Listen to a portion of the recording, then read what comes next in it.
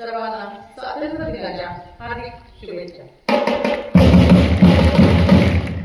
15 August हा दिवस भारताच्या सन्मानाचा अभिमानाचा दिवस आहे। त्याचप्रमाणे तो राष्ट्रीय सण देखील आहे। या दिवशी 15 ऑगस्ट 1947 रोजी आपला भारत देश इंग्रजांच्या अनेक वर्षांच्या गुलामीतून स्वतंत्र झाला, मुक्त झाला। परंतु हे स्वातंत्र्य आपल्याला सहजासहजी मिळाले नाही। त्यासाठी हजारो स्वातंत्र्य सैनिकांनी बलिदान दिलेले आहे, त्याग केलेला आहे आणि या त्यांच्या अथक प्रयत्नांमुळे आज आपण मुक्त श्वास घेत आहोत। यामध्ये महात्मा गांधी, लोकमान्य टिळक, पंडित जवाहरलाल नेहरू, सरदार वल्लभभाई पटेल, राजगुरू सुखदेव यांच्या बलिदानामुळे हे स्वप्न सत्यात उतरवण्यात आलं। त्यांच्या त्यागाला, त्यांच्या बलिदानाला आज स्मरण करण्याचा आजचा हा दिवस।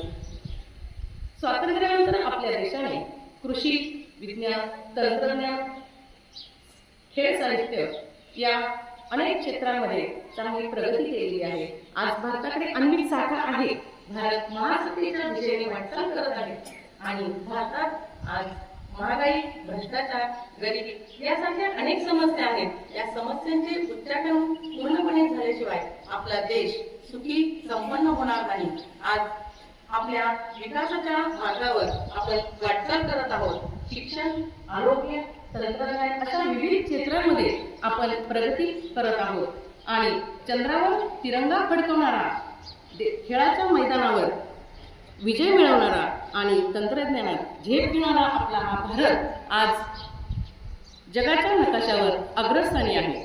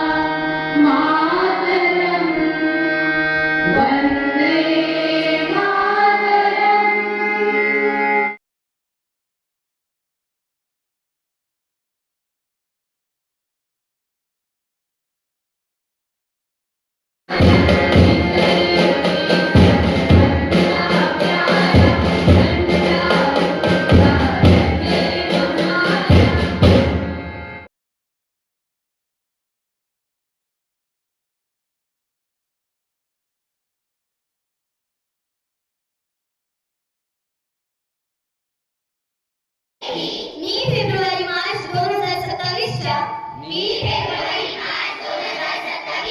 इयत्ता 10वी व 12वी परीक्षेस परिपूर्ण अभ्यास करूनच सामोरे जाईन।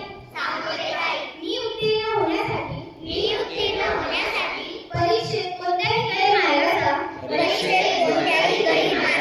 अवलंब करणार नाही किंवा परीक्षेपूर्वी गैरमार्गाचा विचारही करणार नाही। जर कोणी गैरमार्गाचा विचार करत असेल तर त्याच गैरमार्गापासून परावृत्त करेन। मी सातत्याने अभ्यास करेन व प्रश्नपत्रिका सोडवण्याचा सराव करेन। तसेच परीक्षेत आत्मविश्वासाने तणावविरहित सामोरे जाईन व चांगल्या गुणाने उत्तीर्ण होऊन माझ्या शाळेचे, आई वडिलांचे व गुरुजनांचे नाव उज्ज्वल करेन। जय हिंद, जय महाराष्ट्र।